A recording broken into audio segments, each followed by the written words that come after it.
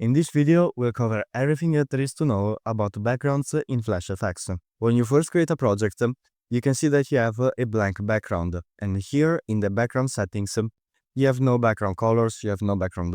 And here in the background settings, you can see that you have any background color selected, because currently this background is set as transparent if you export it as a PNG. So first of all, a quick thing to understand is that if you have something selected here, if you have something selected here, you'll see that you have the shape properties. You have to deselect the shape or whatever you have selected to show the background settings. Perfect. Now that we are here, let's compose our background. To start, add a background color that for now is just a solid color. You can change the color here. For example, if you want a blue, you can have a solid color as blue. If you click the add button and add more than one color per layer, then the background will turn into a gradient layer. So let's try it. If you add a color, you can see that now many more settings have appeared. The gradient type that can be either linear or radial,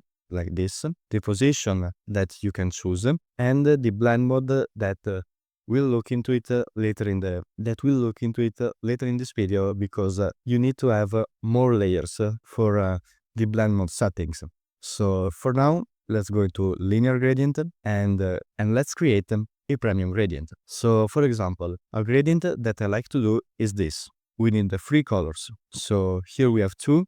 You can click add again to add another color, and now let's modify them. First of all, how it works. We have the position. The position is the line of the color on the background. So if you have an higher position, I'll show you with 2 colors. The position. If you have a higher position, you can see that the background goes either up or down. So the position here, you can set it to 0%, which is the top corner, or lower for the lower corner. So let's add another color. Place it black and place black here too. Now, for the direction, I like to use it a diagonal, which is like this. Now, to make a more premium, follow the thinking model that you have to understand. Here, we have the position of this kind of purple. We can say it's some kind of purple.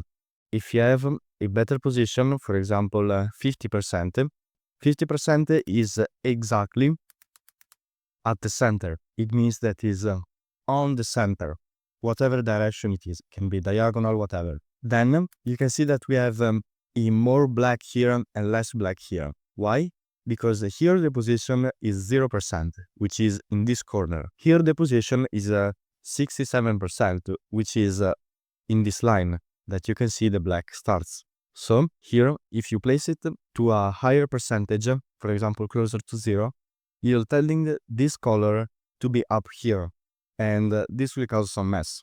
So instead, you have to place it down all the way to 100%, which is all the way down here. Now, one last thing that I want to create is to fade down this background right here, which you can see that now the purple is a little bit too much. So to fade it down, we have the opacity settings. So if you lower down the opacity, you can see that we can create a very good background with just 3 colors. Now, the opacity property is also very important if you have more than one layer. You can see that this is layer 1, which is a linear gradient. Linear because it's gradient type, it's linear, and it's a gradient because we have more than one color. So let's add another gradient layer. You can already see that we have another linear gradient and we have 2 more colors. Now, these 2 colors are default. You can also change the default color in the settings. We'll go into the default settings later in this course. Here, for example, if you change the blue, which is at 0%, which is around here, you can change it to black, so you can fade out this upper part. I can also place it down, and since we have a top to bottom, you can see that we have an horizontal line. So if I go up, is an horizontal line. If you place it diagonal, but on the opposite side of what we had here, you can see that here the diagonal is from here to here, while in this layer 2 gradient, the diagonal is from here to here. If we up the gradient, you can see that it actually reflects how the diagonal settings has been set.